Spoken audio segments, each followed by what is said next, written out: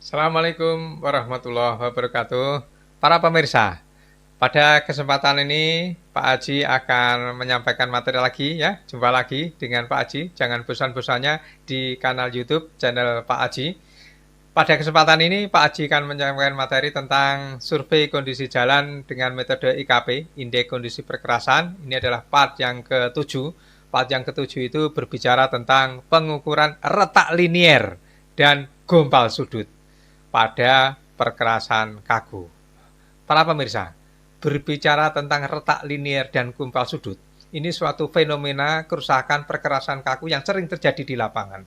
Dari pengalaman Pak Aji, memang retak linier dan gumpal sudut itu banyak terjadi, ya. Dari sekian kali beberapa pengamatan Pak Aji, maka retak linier dan gumpal sudut ini berada maksudnya bisa menjadi fenomena yang paling banyak terjadi kerusakan. Nah, entah apapun penyebabnya, bisa karena badan jalannya kurang stabil, bisa karena sabisnya, bisa karena overload ya, kendaraan odol dan segala macamnya. Tapi parameter yang jelas, karena ini retak linier dan gumpal sudut ini sering terjadi, maka diangkat oleh Pak Aji di dalam materi ini untuk disampaikan. Nah, berbicara tentang retak linier, tentang gumpal sudut, tentu kita akan membicarakan tentang bagaimana pengukuran survei itu, ya. Pengukuran surveinya, apa pengertian retak linier, apa pengertian dari gumpal sudut. Ingat ya, retak linier itu sesuatu yang awal dari fenomena kerusakan sebenarnya, retak itu ya. Bisa saja retak kerusakan-kerusakan yang lain diawali dengan adanya retak. Ya, itulah pentingnya memahami retak. Begitu juga gompal. Gompal sudut. Gompal sudut itu juga bisa saja sebelum gompal itu ada retak sudut. Nah, oleh karena itu perlu memahami tentang bagaimana sebenarnya survei tentang retak linier dan gompal sudut ini. Nah, ini dijelaskan oleh Pak Aji, bagaimana cara mengukur, kemudian bagaimana menentukan kriteria tingkat keparahan rendah, sedang, dan tinggi. Kemudian di bagian akhir juga ada gambar-gambar dari Pak Aji yang diunduh dari berbagai sumber untuk lebih menjelaskan tentang bagaimana sebenarnya visual dari retak linier dan gompal sudut itu. Baik, para pemirsa, untuk lebih jelasnya silakan simak pada tayangan berikut ini.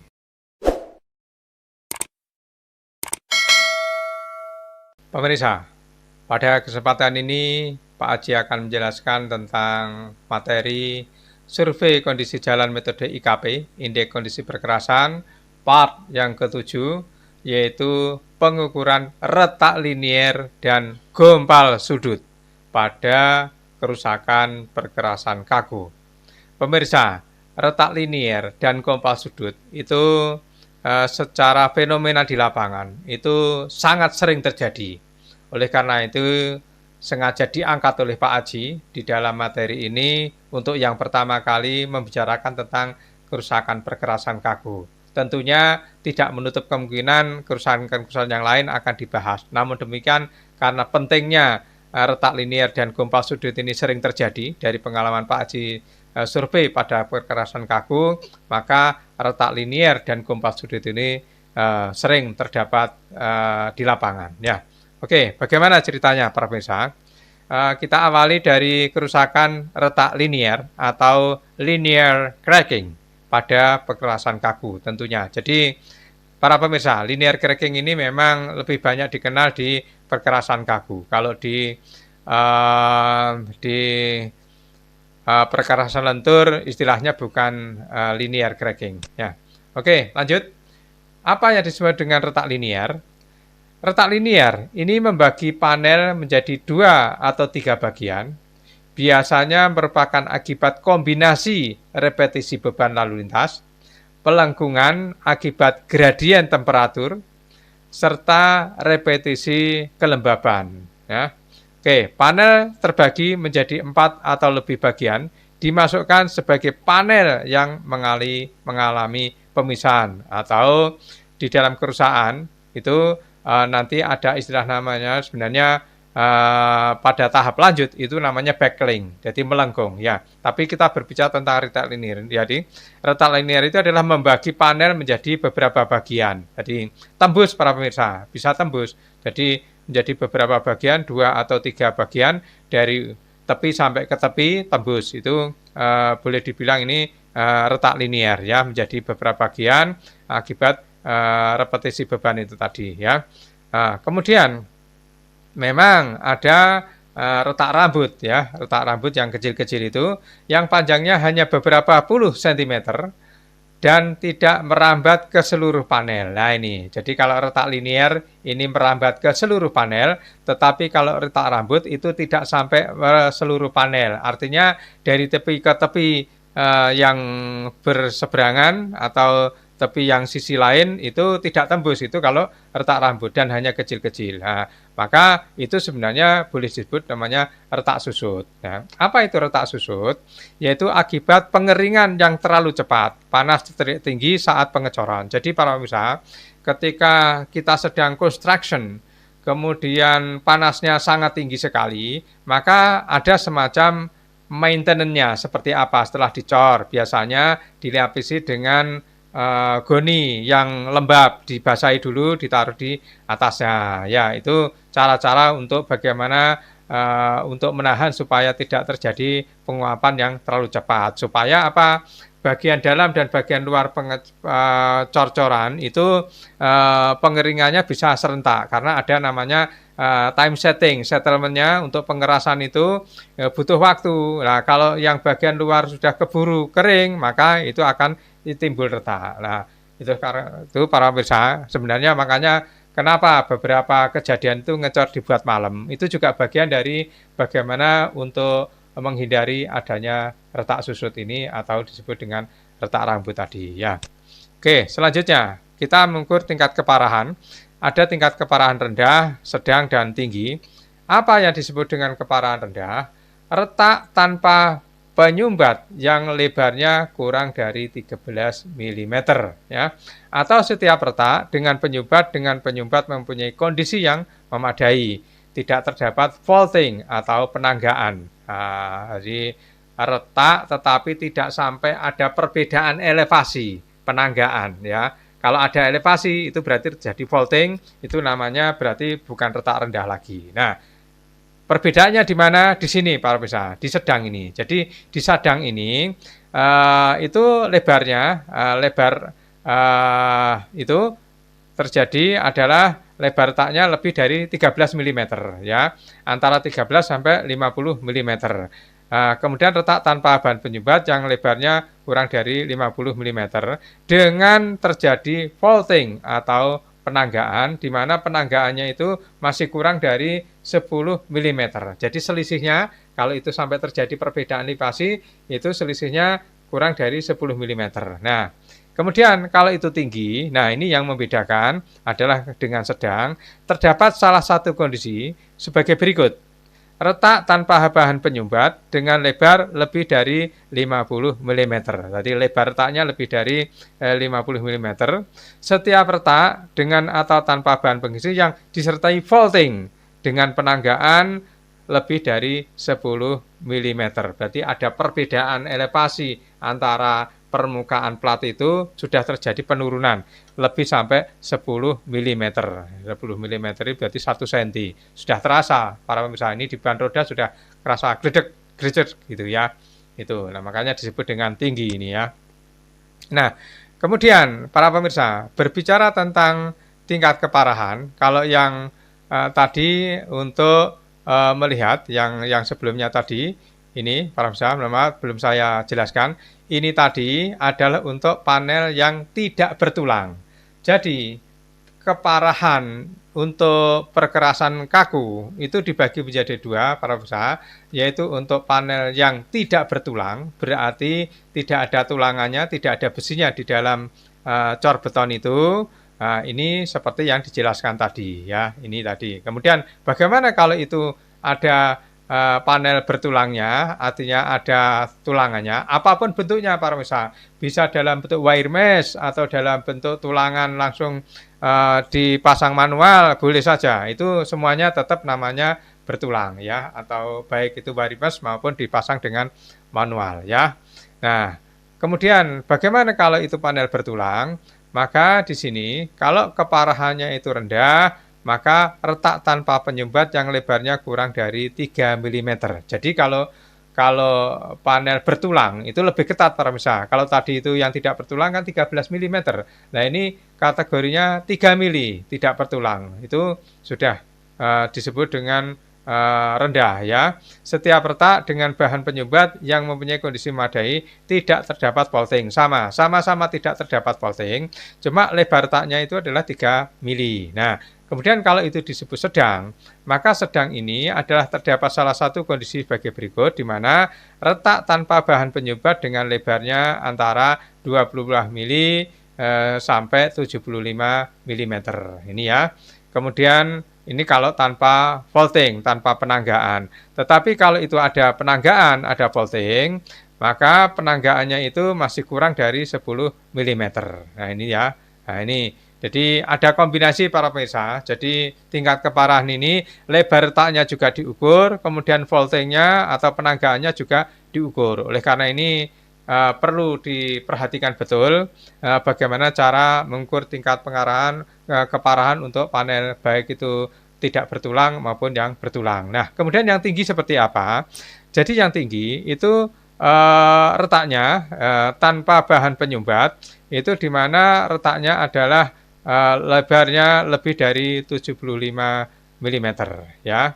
Kemudian setiap retak dengan atau tanpa bahan pengisi dengan faulting penanggaan itu lebih dari 10 mili. Jadi yang ekstrim yang tinggi ini, jadi lebar retaknya itu lebih dari 75 mm, kemudian penanggaan itu lebih dari 10 mm. Jadi menganganya 75 mm, kemudian penanggaannya perbedaan elevasinya itu lebih dari 10 mili. Maka itu disebut dengan keparahan tingkat tinggi ya. Oke, baik para pemirsa, seperti apa cara mengukur? Jadi setelah tingkat keparahan ditentukan, maka kerusakan dinilai terjadi pada suatu panel. Jadi memang para pemirsa, sebenarnya survei ini ada dua parameter utama. Pertama itu tingkat keparahan, yang berikutnya adalah cara mengukur volume kerusakan. Nah, berbeda ya. Jadi tingkat keparahan sama volume kerusakan itu berbeda, sesuatu yang berbeda ya. Itu makanya tingkat keparahan itu kaitannya dengan kenyamanan, rendah, sedang, tinggi. Kalau volume kerusakan itu nanti akan digunakan untuk menghitung untuk mencari density, ya kan? Nah, oke, ya, paham ya mudah-mudahan ya. Apabila pada suatu panel terdapat dua tingkat keparahan sedang, maka panel dinilai mempunyai satu tingkat keparahan tinggi. Nah, ini. Jadi kalau ada dua sedang, maka akan digabung dinamakan menjadi tinggi. Nah, nanti sehingga termasuk kategori tinggi, tapi hanya satu kerusakan ya. Panel terbagi menjadi 4 atau lebih, dinilai sebagai pemisahan panel. Berarti panelnya betul-betul pecah. Nanti ada berarti ini namanya bukan kerusakan retak linier lagi, tetapi divided slab. Nah, ya kan? Pemisahan panel itu nanti jenis kerusakan yang berbeda lagi. Ini sebenarnya pemisahan panel ini divided slab. Ya, oke. Pada panel bertulang, retak yang lebarnya kurang dari 3 mili dinilai sebagai retak susut. Tadi sama ya. Jadi untuk yang bertulang sama, baik bertulang tadi pokoknya yang sangat sempit sekali berarti disebut dengan retak susut.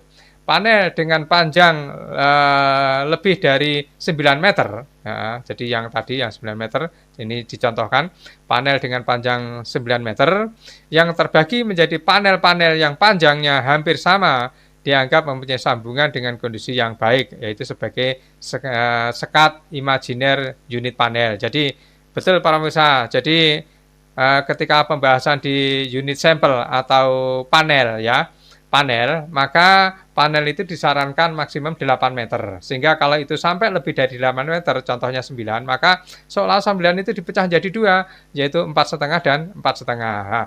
4,5 dan 4,5 itu, maka di tengah-tengahnya itu namanya adalah sebagai sekat pembatas imajiner. Ya, semu saja. Tetapi tetap berarti artinya apa? Ada 2 panel begitu. Ada 2 panel. Itu dihitung sendiri. Tidak boleh panel itu dalam satu satu blok pembatas sekat-sekat cor itu tidak begitu ya, tidak dalam satu panel seperti itu. Panel dalam anti sampling IKP itu adalah maksimum 8 meter. Direkomendasikan kalau saya lihat di gambar-gambar yang ada di IKP itu antara 5 sampai 8. Artinya apa? Berarti lebih dari 8 harus dipecah. Kalau masih kurang dari 8 sampai 5 itu dianggap satu panel karena memang biasanya satu slab itu sekitar 5 meter. Oke, baik begitu Pak saya. Nah, inilah contoh tentang tingkat keparahan untuk retak linear. Seperti apa? Kita lihat di sini untuk keparahan rendah ini ada retak linear ke arah sana ya. Terjadi seperti ini. Kemudian ini adalah retak linear untuk keparahan sedang lebih menganga lagi dengan lebar retak seperti dengan yang ditentukan tadi tingkat keparahan. Kemudian ini retak linear untuk keparahan tinggi di mana sesuai dengan kriteria tadi lebar retaknya lebih dari yang ditentukan. Nah, ini tinggal mau yang bertulang atau tidak bertulang ya. Mengikuti kriteria-kriteria yang sudah ditentukan tadi ya. Oke, ini ada gambar yang lebih glowing lagi dari Pak Aji. Ini bagaimana linear cracking dikombinasi ada spelling, ada gompal ya di sini ya. Tetapi kita bagus di yang linear cracking di sini seperti para pemirsa nampak bahwa plat ini terbelah adanya linear secara melintang seperti ini ya. Ini bentuknya sama para pemirsa ya. Inilah bentuk dari retak melintang. Oke. Kemudian ini Pak Aji langsung survei sendiri di lapangan, ini di kawasan Bojonegoro, Jawa Timur.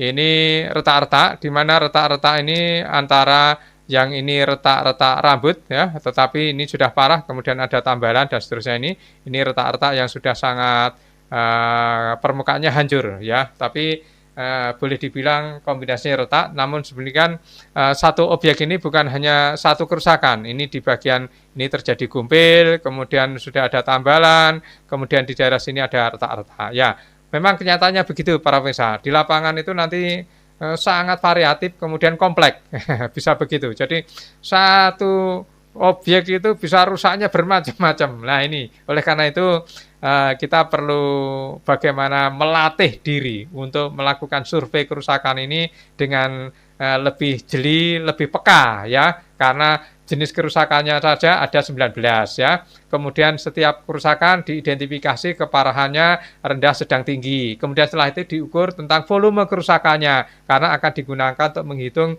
kerapatan atau density. Nah, kemudian baru ngitung-ngitung berikutnya. Nah, ini sementara untuk perkerasan kaku saja, rigid pavement untuk crack itu dibagi menjadi dua. Ada yang bertulang sama tidak bertulang. Nah, akhirnya memang perlu kita latih terus sehingga kepekaan kita terhadap objek yang sedang kita survei ini kita paham. Tapi kalau modul surveinya saya tidak paham, cara mengukur kurang paham, ini wah kurang, tidak menjiwai menurut saya para pemirsa. Oleh karena itu ini perlu dilatih ya, perlu dilatih bagaimana kita peka terhadap objek kerusakan jalan sehingga begitu melihat ini insting kita sudah berjalan, ada insting engineeringnya, bukan hanya feeling engineering tapi insting engineering untuk mengukur kerusakan jalan. Oke, baik, ini yang bentuk kedua berbicara tentang gompal. Kalau gompal ini relatif mudah untuk diidentifikasi dibandingkan dengan yang retak ya, gompal sudut atau disebut dengan spelling corner ya. Tentunya gompal sudut ini hanya terjadi di perkerasan kaku karena memang perkerasan lentur tidak mempunyai sudut. Ya. Oke, baik. Apa deskripsinya? Jadi kerusakan gompal sudut itu adalah merupakan kerusakan panel pada daerah sudut. Ya tentu ya, sudut atau pojok. Ada yang menyatakan pojok memang. Makanya ada yang gumpil pojok, ada gumpil sudut itu sama ya. Nah, kemudian itu kuantitasnya itu adalah setengah meter ya, 0,5 meter ya. Gompal sudut berbeda dengan retak sudut, tidak sama ya. Jadi kalau gompal sudut, gompal itu berarti sudah hilang masanya, itu objeknya sudah tidak ada, itu namanya gompal sudut. Tapi kalau retak sudut itu masih ada apa yang bagian retak kanan kirinya masih ada sehingga hanya terlihat ada garis bentuk bisa berliku-liku itu, tetapi namanya retak. Tapi kalau gompal itu dulu sudah gompal lepas, lepas. Kalau retak itu belum lepas ya. Gompal sudut membentuk sudut dengan bidang vertikal. Nah ini vertikal kan, dengan retak sudut sejajar dengan bidang vertikal, namun kedua kerusakan tersebut sama-sama memotong sambungan. Ya, tentu memotong sambungan ya. Gompal yang letaknya kurang 130 mm, dari gompal yang letaknya kurang dari 130 mm dari kedua sisi sudut, artinya dekat dengan sudut berarti ya, tidak perlu dicatat. Jadi kalau ini ya bisa dimungkinkan sebagai gompal sambungan panel ya. Ini ya. Jadi gompal yang letaknya kurang dari 130 mm ya. Jadi bukan gompal sudut. Ini perlu diperhatikan ya. Oke, kemudian selanjutnya kita bicarakan tentang tingkat keparahan kerusakan gompal sudut ya. Bagaimana? Itu di dalam IKP tabel 6 ditunjukkan tingkat keparahan gompal sudut, sedangkan gambar-gambar tadi nanti ada gambar A, gambar B, gambar C dan seterusnya membicarakan tentang bentuk-bentuk gompal. Gompal sudut dengan luas kurang dari 650 cm persegi. Oke, kita lihat saja di sini ya, para pemirsa. Jadi cara mengukur gompal sudut, apabila pada suatu panel terdapat satu atau lebih gompal sudut dengan tingkat keparahan yang sama, maka hanya satu panel yang dicatat mengalami gompal sudut. Nah ini, jadi namanya juga arahan ya, kalau ada dua yang sama-sama gompal sudut, cukup dianggap satu saja ya.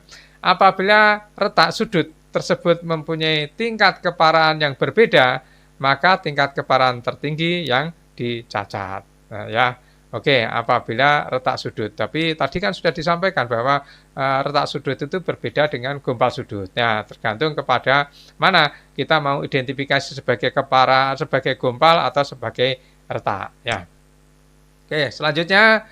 Nah, ini adalah bentuk tabulasi tentang tingkat keparahan gompal sudut para pemirsa. Jadi gompal sudut ini tingkat keparahannya ini ada dua arah. Jadi kedalaman gompalnya itu dilihat, kemudian tingkat keparahan gompalnya ini dilihat di sini berdasarkan dari ukurannya. Jadi ukuran gompalnya seperti apa, dimensinya ini ya. Ini dimensinya ya. Kedalamannya di sini kalau kedalamannya kurang dari 25 mm, kemudian baris berikutnya 26 sampai 50, kemudian berikutnya adalah lebih dari 50 mm. Ya, ini adalah untuk kedalamannya dibagi menjadi 3. Kemudian yang ke sini itu sebenarnya ini para pemirsa, jarak gompal pada kedua sisi dari titik sudut. Jadi jarak gompal pada kedua sisi dari titik sudut. Oke, jaraknya ini para pemirsa. Jadi jarak gompal pada kedua sisi dari titik sudut seperti apa? Ini antara 130 sampai 300 seperti ini. Kemudian kalau ini 300 sampai lebih dari 300, sorry. Jadi sebenarnya kriterianya itu sebenarnya para pemirsa antara 300 kurang dari 300 atau lebih dari 300. Hanya saja tadi kan sudah dinyatakan kalau seandainya kurang dari 130 mm maka sudah tidak disebut sebagai gompal ya. Nah, gitu ya. Nah, kemudian tingkat keparahannya artinya apa di sini dalam bentuk matrik diagonal ini ya.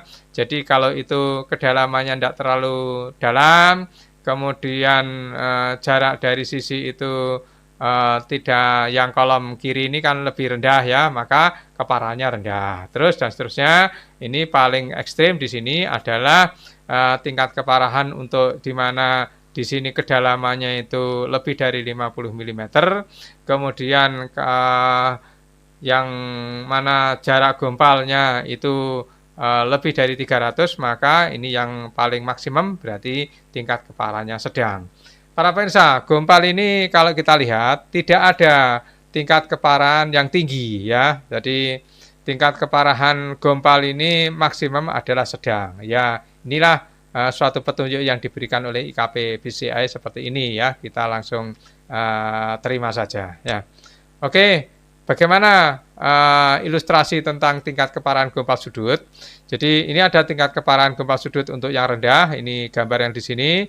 Untuk keparahan yang sedang, gambar yang tengah. Kemudian yang kanan ini adalah tingkat keparahan tinggi. Tampak para pemirsa di sini untuk yang rendah ini memang ya halus sekali begitu ya. Tapi begitu masuk ke gompal sudut, untuk yang sedang ini sudah ada jaraknya dari sudut itu sudah ada di sini. Nah, kemudian ini juga ada jaraknya dari sudut, ini tingkat keparahannya yang sudah lebih tinggi lagi ini ya.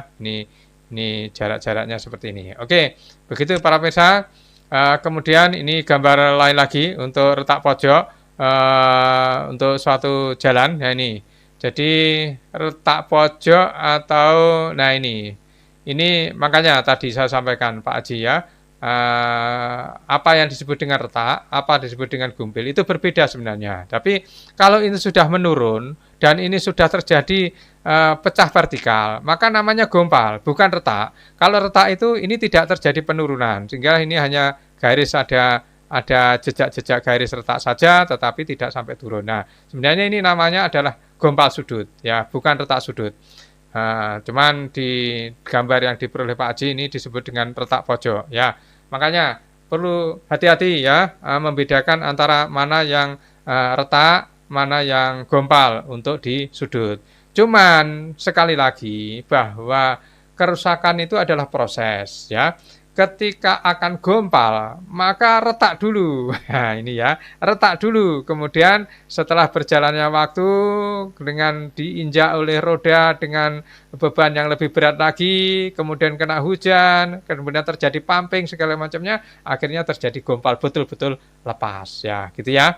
Oke, baik para pemirsa. Itulah yang bisa dijelaskan oleh Pak Haji terkait dengan kerusakan untuk perkerasan kaku, yaitu bagaimana membicarakan tentang linear untuk retak linear dan gompal sudut. Nah, tentunya masih banyak kerusakan-kerusakan yang lain, ada 19 kerusakan, dan Pak Haji sengaja angkat yang terpenting ini, tapi di lain kesempatan akan membicarakan tentang kerusakan-kerusakan perkerasan kaku yang lain. Oleh karena itu, para pemirsa, simak di kanal YouTube Pak Haji ini. Semoga bermanfaat. Assalamualaikum warahmatullahi wabarakatuh.